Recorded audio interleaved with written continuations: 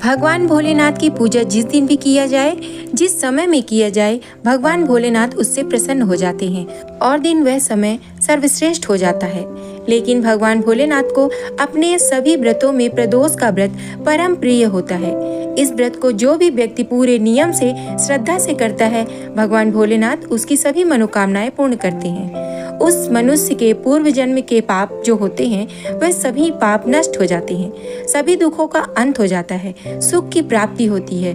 उस मनुष्य को अपने जीवन में, यहाँ तक कि इस व्रत को अगर पूरे विधि विधान से भगवान भोलेनाथ की पूजा अर्चना इस व्रत में पूरे नियम से किया जाए, तो इस व्रत को करने वाले को मोक्ष की प्राप्ति होती है। तो दोस्तों, प्रदोष में किए जाने वाले व्रत और अनुष्ठान को प्रदोष व्रत कहा जाता है और भगवान भोलेनाथ को प्रदोष काल का समय अत्यधिक प्रिय है और इस समय पर भगवान भोलेनाथ की पूजा होती है, वह प्रदोष में की जाती है। जितनी भी भगवान भोलेनाथ की पूजा होती है, इसमें जो पूजा का समय होता है वह प्रदोष काल का ही होता है, क्योंकि भगवान भोलेनाथ को यह समय बहुत प्रिय है। और प्रदोष काल का समय होता है सूर्यास्त से 1.5 घंटा पहले का समय और सूर्यास्त के 1 घंटे बाद का समय। जो 2.5 घंटे का समय होता है वह प्रदोष काल का होता है। यह प्रतिदिन आता है। जो शाम का समय होता है, संधि काल का समय होता है, जिस समय में घर में दीप प्रज्वलित किया जाता है, इस समय में भगवान भोलेनाथ की पूजा की जाती है। भगवान भोलेनाथ की पूजा की जाती है त्रयोदशी के दिन, वह विशेष फलदायी होती है। वैसे इस समय में प्रतिदिन अपने घर में पूजा अवश्य करनी चाहिए। जितना भी समय आपके पास होता है, उसे आप शाम के समय, जो संधि काल का समय होता है, उस समय थोड़े समय के लिए ही सही अपने घर के मंदिर में शुद्ध घी का दीपक प्रज्वलित करके वहां पर बैठें, ध्यान करें और जो भी देवी देवता इष्ट की पूजा करते हैं, उसकी पूजा आपको प्रतिदिन इस समय में करनी चाहिए। यह समय बहुत विशेष होता है। इस समय में की गई पूजा बहुत महत्वपूर्ण पूजा होती है। तो राधे राधे दोस्तों, आप सभी का हमारे चैनल सीलू कथा सार में बहुत बहुत स्वागत है। तो आज हम बात करने वाले हैं प्रदोष व्रत के बारे में।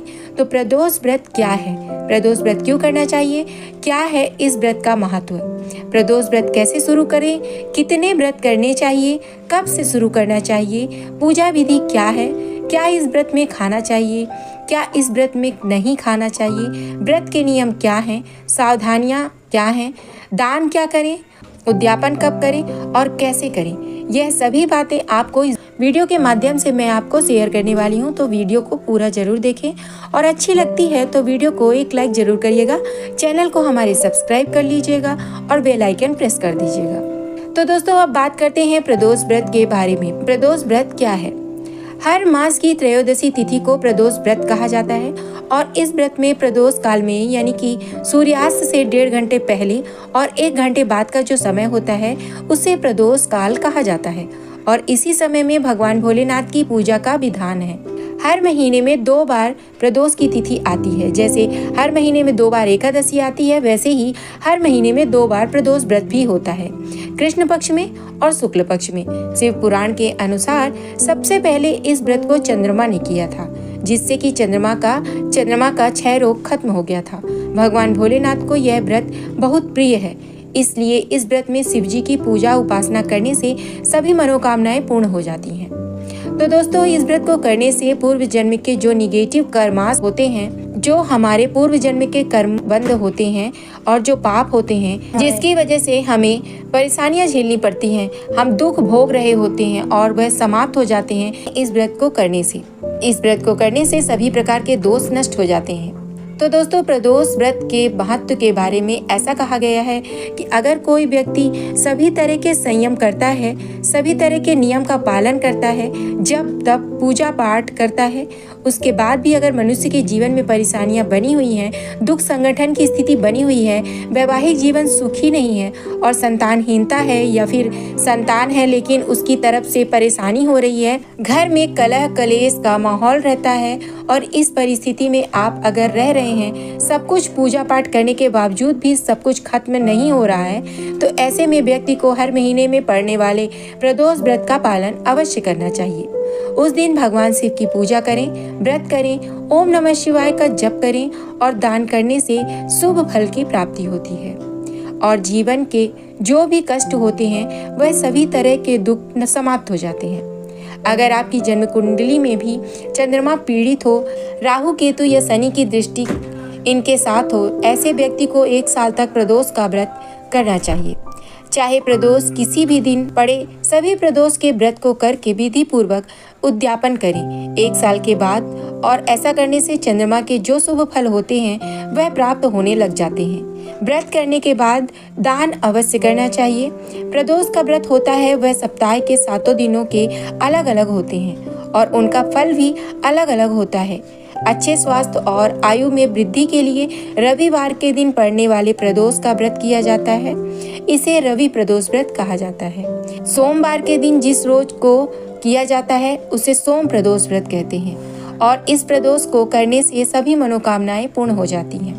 मंगलवार के दिन जो प्रदोष पड़ता है उसे भौम प्रदोष व्रत कहा जाता है और इस प्रदोष को करने से रोगों से मुक्ति मिल जाती है।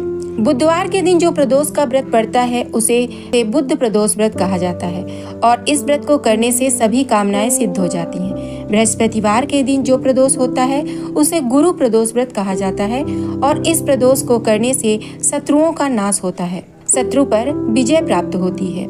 शुक्रवार को जो प्रदोष का व्रत पड़ता है उससे सौभाग्य की वृद्धि होती है और दाम्पत्य जीवन सुखी रहता है।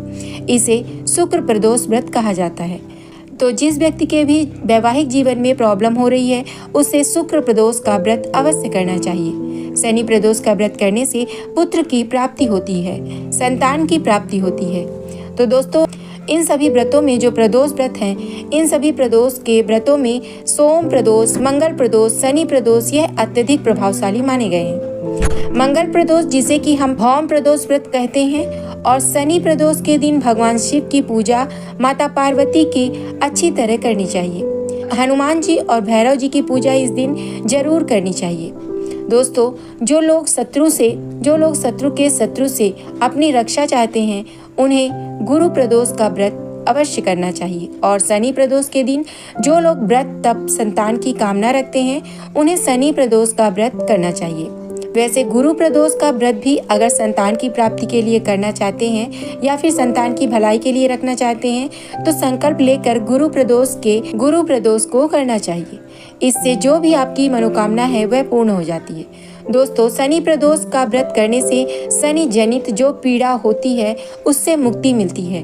तो अगर कोई व्यक्ति शनि की महादशा, अढ़ैया, साती, साढ़े साती से परेशान है तो उसे प्रदोष का व्रत अवश्य करना चाहिए।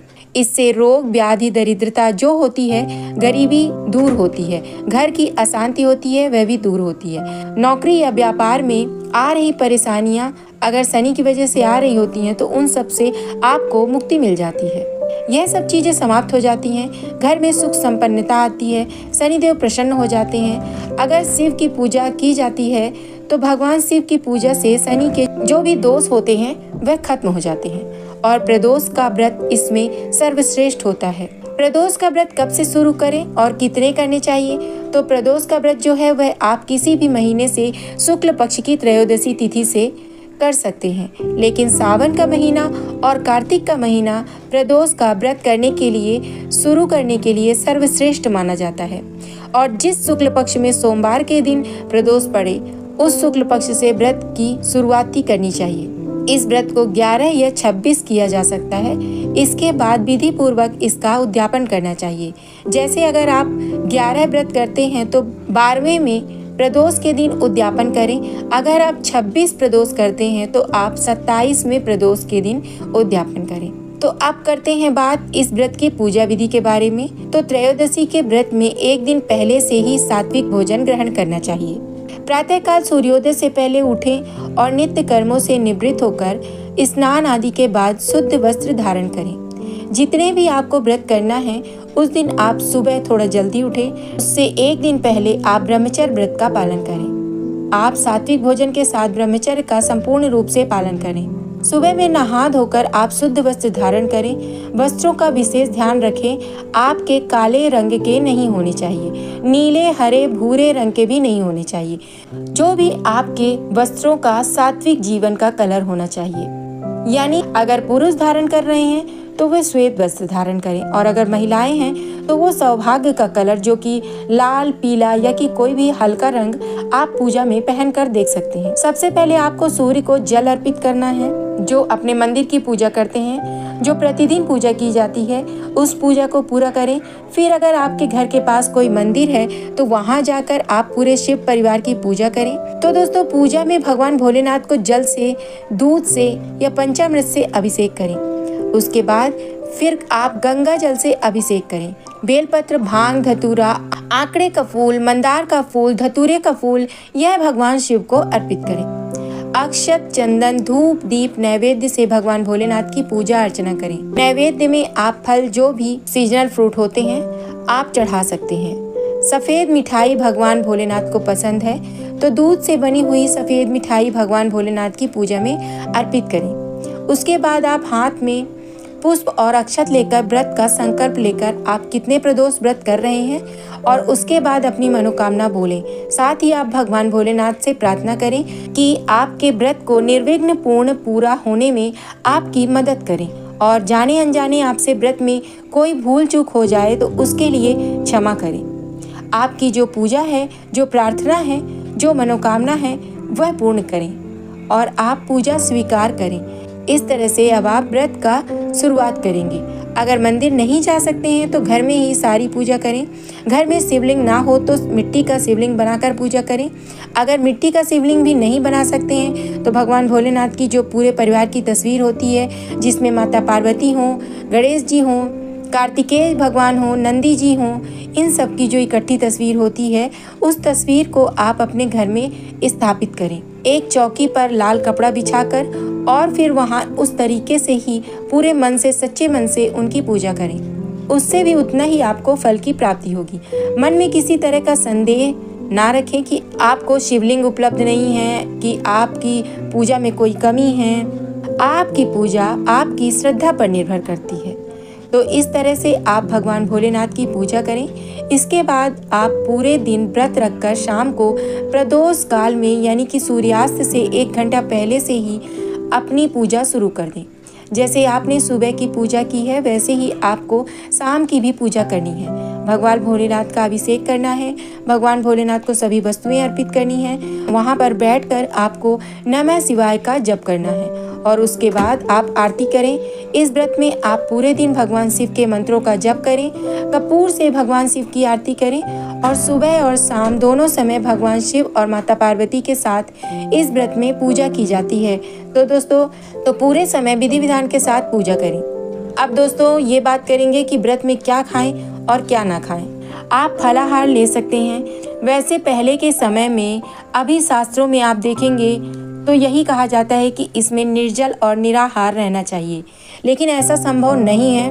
लेकिन ऐसा अगर संभव नहीं हो तो आप फलाहार कर सकते हैं। कोई भी फ्रूट आप अपनी हैसियत के हिसाब से ले सकते हैं। जूस ले सकते हैं, चाय ले सकते हैं, यह सब चीज़ें आप अपनी इच्छा के अनुसार ले सकते हैं। शाम के समय प्रदोष काल की पूजा के बाद आप सबको प्रसाद वितरित करें, और उसके बाद स्वयं भोजन और प्रसाद ग्रहण कर सकते हैं। इस दिन आपको नमक नहीं खाना चाहिए, मीठा भोजन ग्रहण करना है। नमक, आप सेंधा नमक भी आप इस व्रत में नहीं ग्रहण कर सकते। आपका भोजन मीठा होना चाहिए। एक ही कोई भोजन होना चाहिए। अगर आप गेहूं का आटा ले रहे हैं तो उससे आप रोटी बनाने, इस तरह से ऐसा नहीं कि चावल और रोटी दोनों मिक्स करके खीर बना लें, ऐसा नहीं। जो भी खाना है वो एक ही भोजन आप ग्रहण कर सकते हैं। तो दोस्तों, पूजा में और व्रत में ज़्यादा बदलाव नहीं करना है। कोशिश करें कि आप हर प्रदोष का जो जितने भी आप व्रत करें, उसमें आपका पूजा का समय बिल्कुल सही हो, नियत समय हो। जब आपने एक बार पहली बार जो संकल्प लिया है, जिस तरह से आपने पूजा की है, हर बार आपकी वही पूजा होनी चाहिए, उसी समय पर होनी चाहिए, उसी तरह से आपकी पूजा होनी चाहिए, और पूजा का समय वही होना चाहिए। और आप भोजन की भी कोशिश करें कि वही भोजन हर बार करने की कोशिश करें। यह उत्तम होता है। व्रत को अगर सही नियम से किया जाए, व्रत को व्रत की तरह किया जाए, तो उद्यापन कैसे करें। पहले जानते हैं कि सावधानियां क्या रखनी है। सावधानियां आपको इस प्रकार से रखनी है कि आपको यह व्रत, जैसे व्रत में होता है कि आपको झूठ नहीं बोलना चाहिए, आपको किसी की बुराई नहीं करनी चाहिए। जिस भी देवता का आपने व्रत रखा है, आप पूरे दिन उस देवता का स्मरण अपने हृदय में करते रहिए। महामृत्युंजय का मंत्र जप कर सकते हैं तो महामृत्युंजय ने नमः शिवाय जप कर सकते हैं तो नमः शिवाय कर लें। जो कि मंत्र आपको भगवान भोलेनाथ का याद हो, आप अच्छे से जप कर सकते हैं। उस मंत्र को आप पूरे दिन एक ही मंत्र जपते रहें। इससे एक तो यह मंत्र की संख्या बहुत अधिक हो जाती है, जिससे फल बहुत अच्छा मिलता है। आप हर 2 मिनट पर मंत्र नहीं बदलें, मंत्र एक ही रखें, उसे ही पूरे दिन आप स्मरण करते रहें, बार बार करते रहें। किसी के भी बारे में कुछ गलत नहीं बोलें।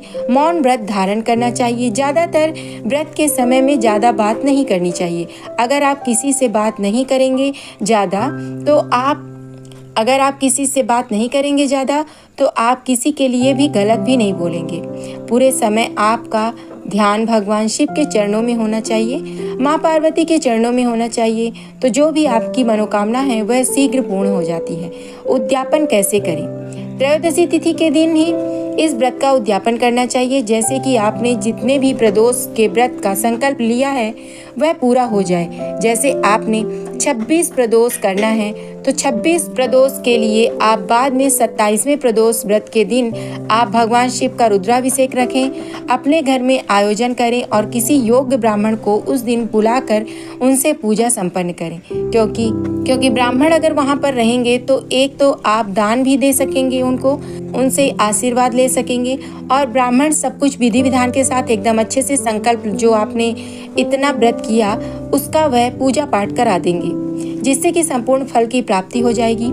इसलिए इस दिन किसी न किसी योग्य ब्राह्मण को अपने घर बुलाने और उनसे ही पूजा पाठ संपन्न कराएं, हवन करवाएं, अपने घर में रुद्राभिषेक करवाएं, क्षमा प्रार्थना करें और शांति पाठ के बाद भक्तों व भगवान भोलेनाथ से अपनी प्रार्थना करें कि जो भी भूल चूक हुई है इस व्रत के दौरान, पूजा पाठ के दौरान, वह उसके लिए आपको भोलेनाथ क्षमा करें और जो भी आपकी मनोकामना हो वह भोलेनाथ की कृपा से पूर्ण हो, इसके लिए भगवान भोलेनाथ से प्रार्थना करें। यह आपके परिवार की सुरक्षा के लिए भगवान भोलेनाथ से प्रार्थना करें। उसके बाद ब्राह्मणों को भोजन कराएं, यथासंभव दान दक्षिणा देकर उनसे आशीर्वाद प्राप्त करें। आप ब्राह्मण को दान में सफ़ेद वस्त्र दे सकते हैं। सफ़ेद वस्त्र दें, उन्हें दूध, दही, यह सब चीज़ें पका ब्राह्मणों को दान में दे सकते हैं। मोती का दान किया जा सकता है।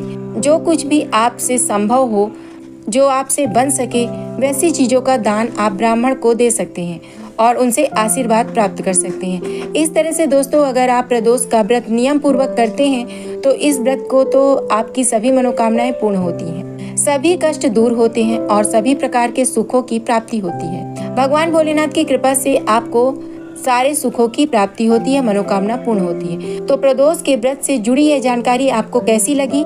अगर वीडियो अच्छी लगी हो तो वीडियो को एक लाइक जरूर करिएगा और हमारे चैनल में अगर नए हो तो हमारे चैनल को सब्सक्राइब कर लीजिएगा, बेल आइकन भी प्रेस कर लीजिएगा और अपने प्रियजनों, मित्रजनों में शेयर करिएगा और कमेंट में ओम नमः शिवाय लिखना मत भूलिएगा। आप और आपके पूरे परिवार माँ पार्वती और भगवान भोलेनाथ की कृपा सदा सर्वदा बनी रहे, इसी कामना के साथ मैं मिलती हूँ आपसे अगली वीडियो में। तब तक के लिए ओम नमः शिवाय।